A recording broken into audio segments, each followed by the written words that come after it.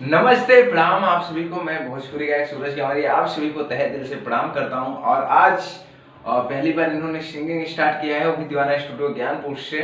तो आप सब इनका गाना जल्दी आएगा चैनल पे, तो आप सब ढेर सारा प्यार आशीर्वाद मोहब्बत दीजिएगा।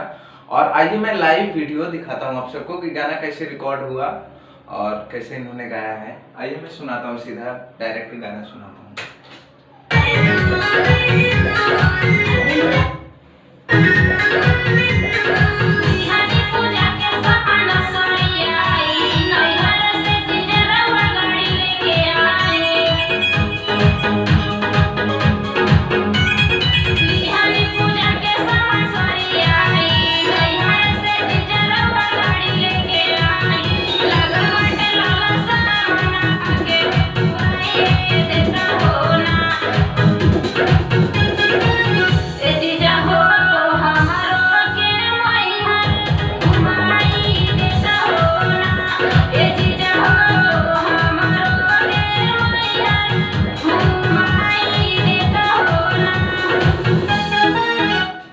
पहली बार बहुत अच्छा गाए हैं। आइए अंतरा सुनते हैं।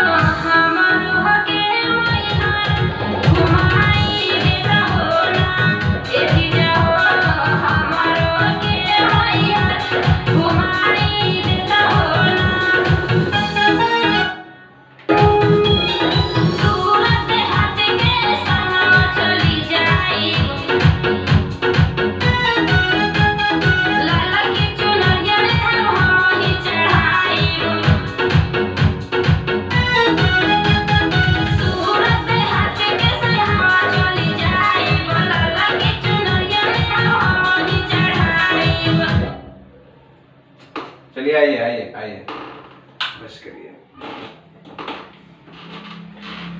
हो गया है, काट पीट के बना।